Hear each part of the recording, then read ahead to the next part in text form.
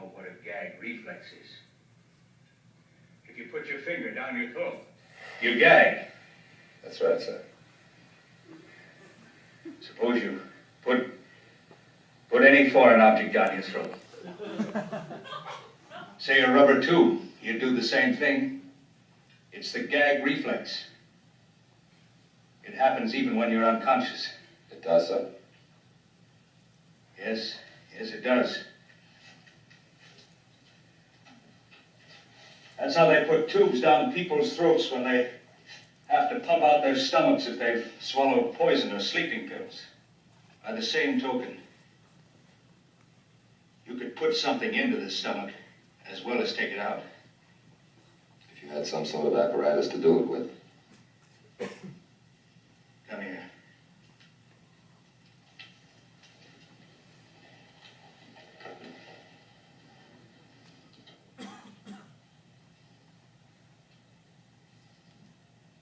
Well, Cadet Paris. What's up? This is how you did it. Did what, sir? Poured a pint of whiskey into that boy. I didn't have any proof before, but I've got proof now. Sir, I swear to you, I don't know what on earth you're talking about. You know very well what I'm talking about. You seem to be saying I put that tube down your son's throat and poured whiskey in him. I can't believe you'd make an unfounded, crazy charge as that, sir. What would you say if I told you that after I found this, I took it to the state police lab, and that the technician there discovered whiskey in this tube? How did that whiskey get in there, Cadet Paris? It didn't, sir. That lab technician didn't find anything. You're bluffing, sir. Am I? Then let me ask you why you're so sure. How do you know there's no whiskey in there? Well, sir, it's got to be one of two things.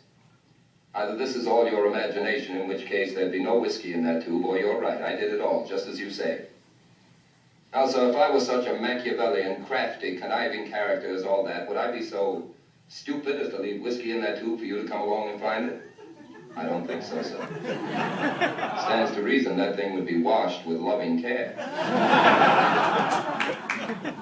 Also, you could have put whiskey there for the police to find. I wouldn't think of such a thing. Well, it's too late to do it now, sir. All right. But you're not getting away with this. Getting away with what, sir? You know perfectly well. Cut out the acting, De Paris. I'm not acting, sir. You're the one that's acting. All this stuff about my name being on the guard list, all this poop about your son's story being ridiculous.